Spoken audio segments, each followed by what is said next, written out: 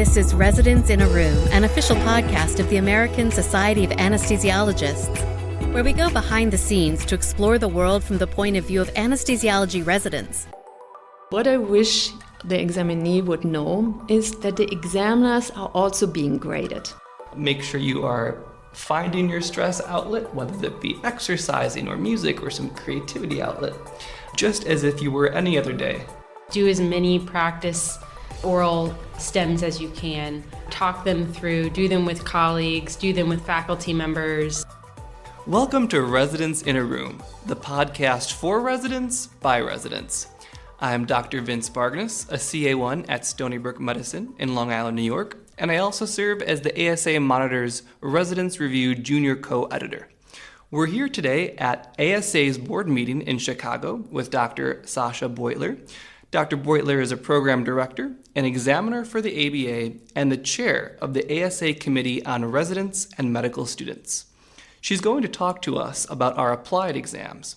I'm looking forward to learning from her. So welcome to the show. Before we jump in, I'm going to ask my fellow co-residents to introduce themselves. Hi, I'm Dr. Abigail Schirmer. I'm a CA1 at the University of Florida, and I am the current ASA resident component president-elect. Hi, I'm Dr. Iman Soliman. I am a PGY1 starting anesthesiology at Hopkins this summer, and I am the secretary of the resident component. Can you introduce yourself, Dr. Beutler? Well, thank you, first of all, for inviting me today to discuss with you the applied exam and for the kind introductions. So, my name is Sascha Beutler. I'm the program director at Brigham Women's Hospital.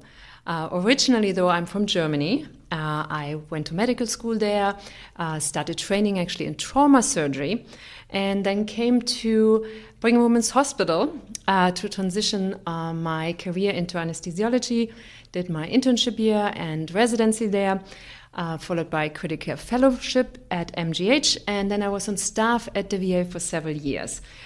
I came to the Brigham back to work for the residency program more than a decade ago, first as the assistant program director, and now for the last 3 years I've been the program director. So thank you for having me here today. Oh, it's our honor. All right, before we jump in, we hear about so many exams. Basic, advanced, applied, orals, OSCEs. Can you give us an overview of the exams after medical school? What exams do we face from the time we start residency to when we become attending anesthesiologists? To become a board-certified anesthesiologist, you have to participate in the so-called staged examination process. These exams are administered by the American Board of Anesthesiology, the ABA. The process is called staged because the exams take place at different stages of residency training. And there are a total of 3 exams that you have to pass successfully. So I will go through the 3 exams now, just briefly to give you an overview. So there is the first exam that is called the basic examination, and it is a written test that is offered in June as well as November and December of each year. The ABA strongly encourages residents to take the basic exam as early as possible during their training, which means for most of their residents, it is at the end of the CA1 year. A resident cannot graduate from training without passing the basic exam. Repeated failure may require an extension of clinical training and may be grounds even for termination from residency. So it is a pretty high-stake exam. So that's the first one. Then there is the second examination, and that's called the advanced exam. It is also a written test. This one is offered in July and in January of each year. The earliest residents can take the advanced exam is only after completing residency. There is, though, a grace period of 3 months until September 30th for graduation. So therefore, most residents take the advanced exam in July right after graduating from residency. And now we actually come to the applied exam and the focus of our discussion today. So that is the third of the staged exams. And the applied exam has 2 parts. So there is the traditional standardized oral examination. That's actually been in place since 1933, and we'll talk about that a little more as we come along in our discussion. Wow. And there is a second part, and that's the objective structured clinical examination, the so-called OSCEs. And the OSCE component was only introduced in 2018. It was introduced by the ABA with the goal to cover areas of our work as anesthesiologists that are not already covered by the other exams. So communication, professionalism, and technical skills. So after passing all 3 stages of the examination system, you can obtain initial board certification from the American Board of Anesthesiology. Could you give us some more information on the applied exam and what that looks like? Of course. So as I mentioned, the standardized oral exam has been administered for decades. Of course, over the decades, it has undergone significant modifications. The most recent evolution occurred actually in 2015 when the location was changed from hotel rooms to an assessment center that was built in Raleigh, North Carolina. So now everybody has to come to North Carolina to take this exam. The goal of the standardized oral exam is to assess your judgment, your adaptability, and your organization. It is not primarily geared to assess your knowledge. The assumption is made that your knowledge is already sufficient as you passed the advanced exam. So from my perspective, there are a few things that I want to share that you should probably know about the exam. First of all, of course, it is an exam that has 2 parts, 2 35-minute exams. Each of these exams has a vignette with a patient case.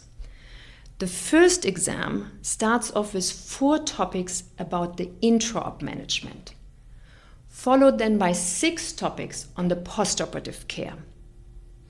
And then at the very end of the exam, there are 3 unrelated short scenarios with questions. The second exam starts off with 4 topics on preoperative evaluation and is then followed by 6 topics on intraoperative management.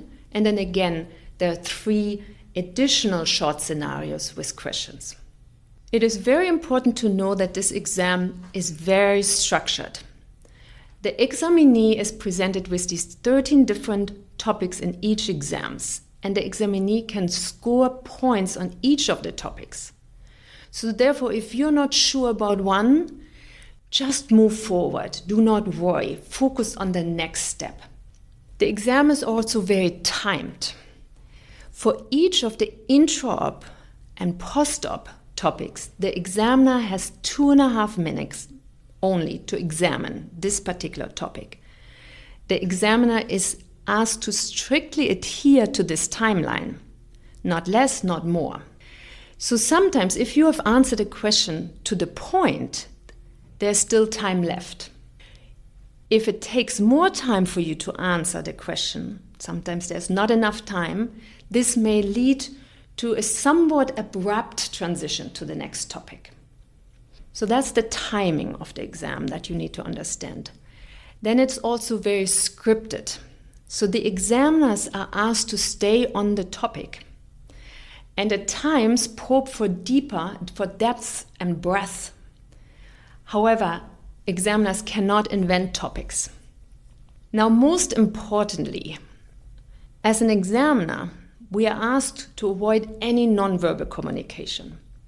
So that makes the interaction often very awkward, especially on the examinee side, and adds to the stress of the situation. As an examiner, we are strictly asked to avoid any head nodding, any okay, any any of those nonverbal communication that we normally are making part of our interactions. So this, you will observe examiners staring at the wall behind you or staring at their iPad and not making any eye contact. So this often makes it a very awkward type of interaction. Sounds very interesting. Like we have quite a lot to look forward to. So you mentioned the ABA added OSCEs in 2018. What problem were they trying to solve in adding this portion of the exam? As briefly mentioned previously, There are domains in medical competency that were not covered by the other exams. In particular, communication and professionalism, as well as technical skills. But those are actually domains of higher level of medical competency. So the ABA was looking for a way to introduce the assessment of these competencies into our examination process. So therefore, the OSCEs have really two types of stations. There are 4 stations that focus on your ability to communicate professionally. And there are 3 stations that are there to probe your technical competency. So total of 7 stations. For each of them, 8 minutes are reserved, and you have a transition time of 4 minutes. Excellent. Now, Dr. Beutler, you did mention briefly the ramifications of a failure of the basic exam. What happens if you fail the applied exam? So the applied exam has 2 parts. And if you fail only one part, you only have to repeat that portion. The earliest you can repeat it is 4 months later. So you have to wait for that period to pass before you can repeat it. Now, once you've graduated from residency, you have a maximum of 7 years overall to certify, which means to have all these 3 exams successfully passed. Therefore, the advanced exam and the applied exam, you have many times to repeat, but you have to stay within the 7 years. At this point, I think we've talked about the basic exam, the advanced, the applied, the OSCEs.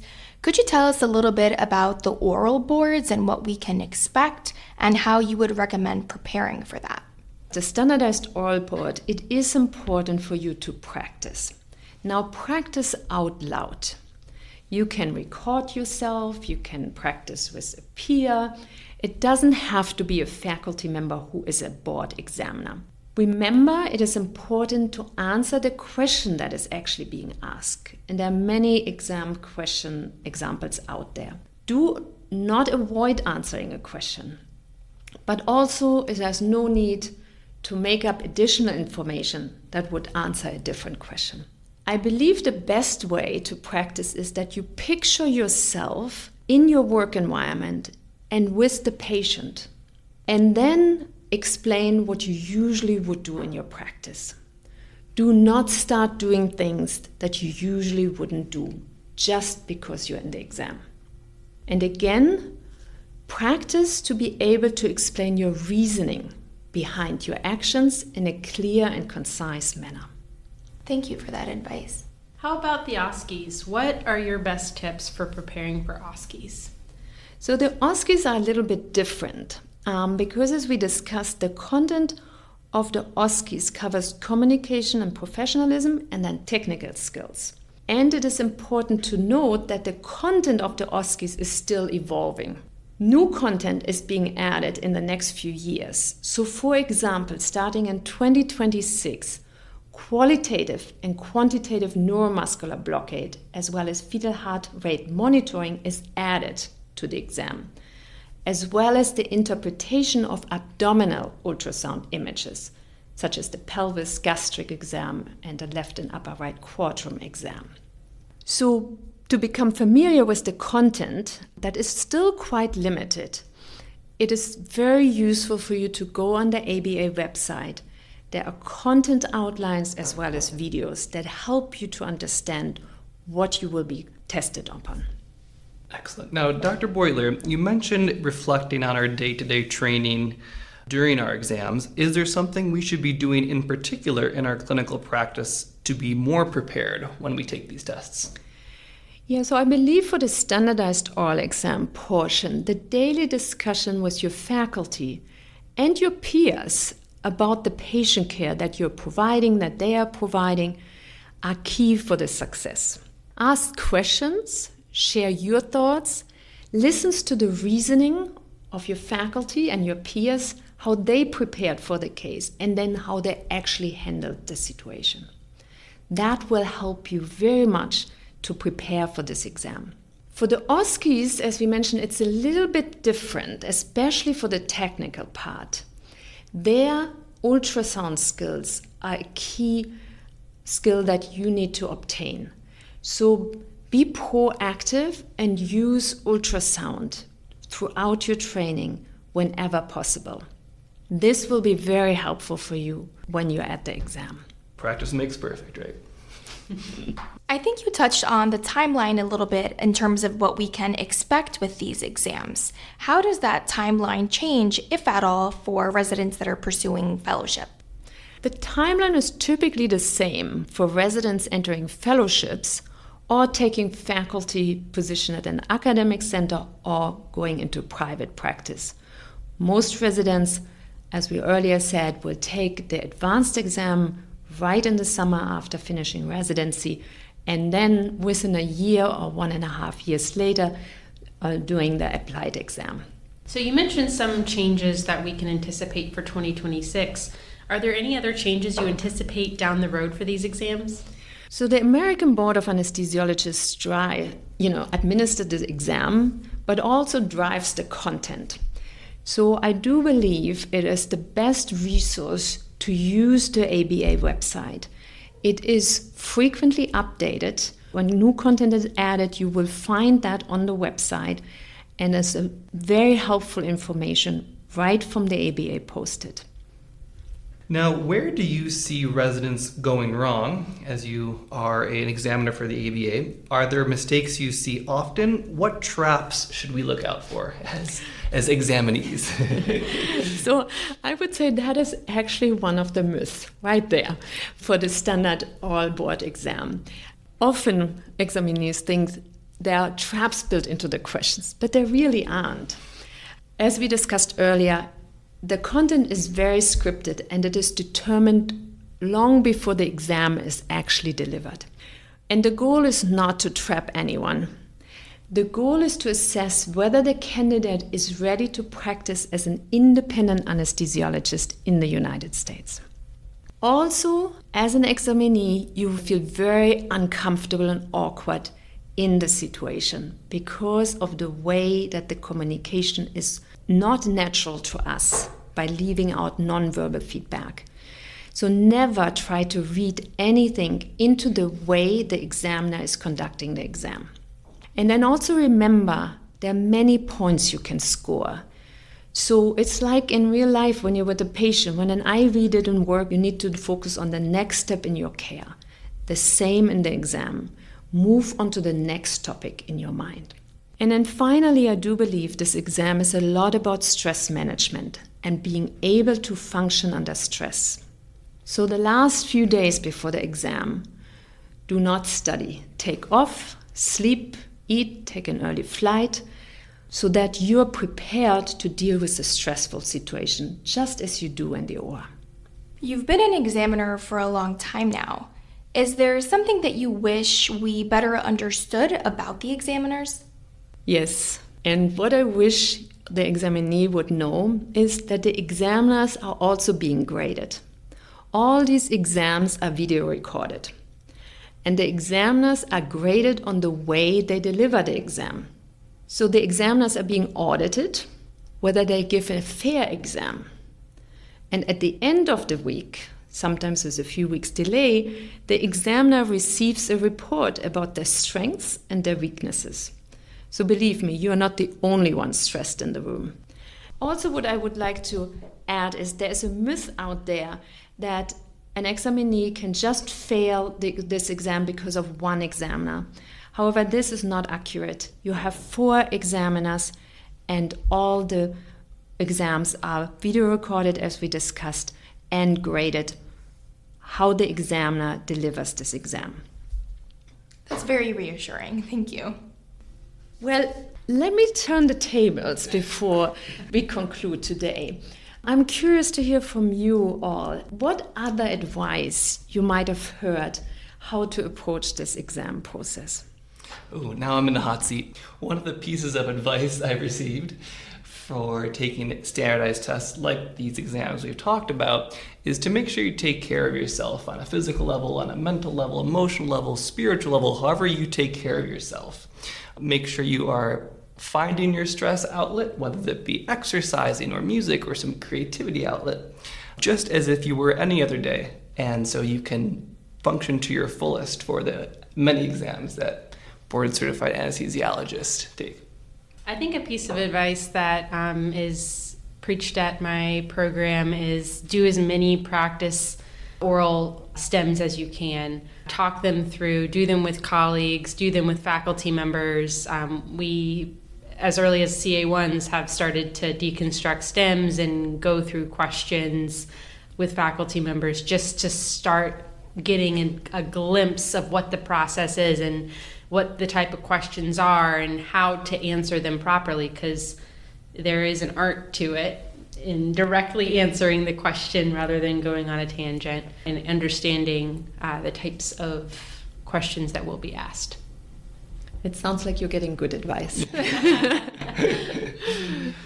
Well, Dr. Beutler, thank you very much for your insight into all these questions that we've asked you, and also for your commitment in educating residents for the many years you've been doing it. A special thanks to our listeners at home for tuning in to this episode of Residents in a Room. Be sure to catch us next time in Residents in a Room, the podcast for residents by residents. Leverage peer-reviewed resources and an engaged community to further your knowledge and skills. Get answers to your questions, tap into the latest coursework and learning delivery technologies developed by programs around the world, and see how you're progressing relative to your peers. Tell your director or coordinator to sign up your program for ASA's Anesthesia Toolbox. Visit asahq.org/toolbox for more information. Join us for Residents in a Room, where we'll share timely info, advice, and resources designed to help residents succeed in residency and beyond. Find us wherever you get your podcasts, or visit asahq.org/podcasts for more.